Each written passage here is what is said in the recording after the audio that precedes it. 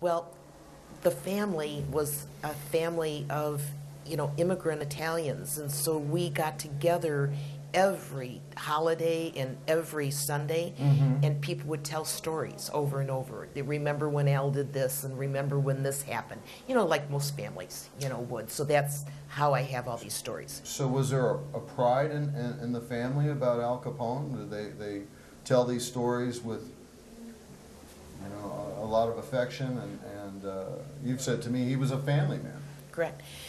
People don't understand when I start talking to people about Prohibition.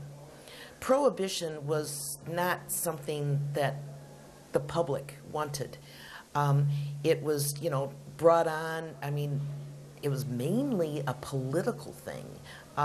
When the Germans came over here after the First World War, they brought with them their beer making and wine making skills. And there was, this group of people that didn't like the Germans. So they wanted to break open the kegs and spill everything.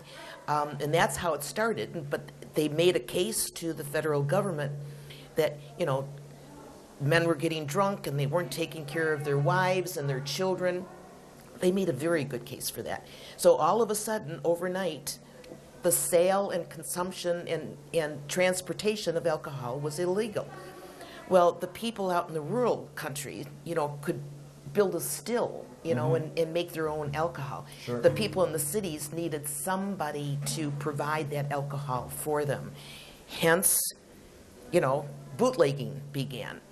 Another thing, another factor in all of this is that back at the turn of the century, the Italians were the low people on the totem pole. The Irish used to be. And then the Italians came, and of course they assumed that position. So they were the last to be hired and the first to be fired.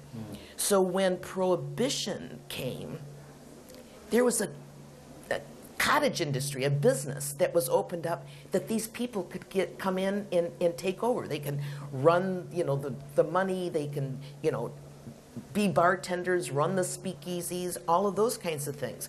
So that's why there's so many Italians that are associated with the bootlegging industry, because that was about the only business that they could get into.